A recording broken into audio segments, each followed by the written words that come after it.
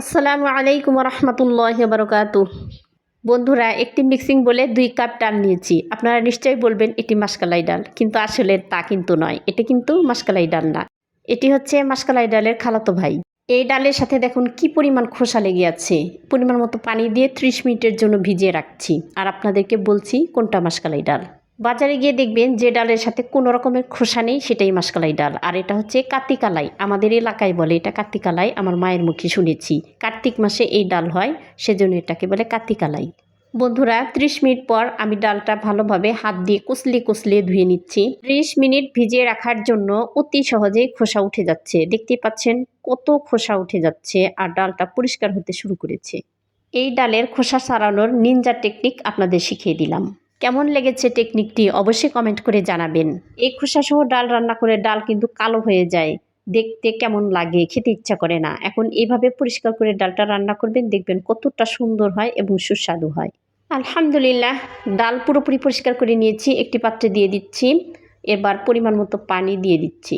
এরপর দিয়ে দিচ্ছি স্বাদমতো লবণ, পেঁয়াজ কুচি এবং কাঁচামরিচ ফালি। এবার চুলা অন করে দিচ্ছি এবং ঢাকনা দিয়ে ঢেকে কুক করে নিচ্ছি। বন্ধুরা, একটি কথা না বললেই নয়, আমার ভিডিওটি যদি ভালো লাগে তাহলে অবশ্যই একটি লাইক দিবেন, কমেন্ট করে পাশে থাকবেন। ইউটিউব থেকে দেখলে সাবস্ক্রাইব করবেন, আর ফেসবুক থেকে দেখলে ফলো করতে কিন্তু ভুলবেন না। বন্ধুরা, 15 মিনিট এভাবে রান্না করে নিলে ডালটা পুরোপুরি সিদ্ধ হয়ে যায়। এই দেখুন, ঢাকনা খুলে আপনাদেরকে দেখাচ্ছি। ডালটা পুরোপুরি সিদ্ধ হয়ে গিয়েছে। এবার দিয়ে দিচ্ছি পরিমাণ মতো অর্গানিক হলুদের গুঁড়ো। হলুদের গুঁড়ো দিয়ে নেড়ে চেড়ে মিশিয়ে দিচ্ছি। এরপর ঘন্টা দিয়ে সামান্য একটু ঘুটে নিচ্ছি। মাসকালাই ডালের খালাতো ভাই বেশি ফিনিশ করি না, একটু আধভাঙ্গা আধভাঙ্গা টাইপের রাখি। এভাবে খেতে বেশি ভালো লাগে আমার কাছে। আপনাদের কাছে কেমন লাগে অবশ্যই কমেন্ট করে জানাবেন।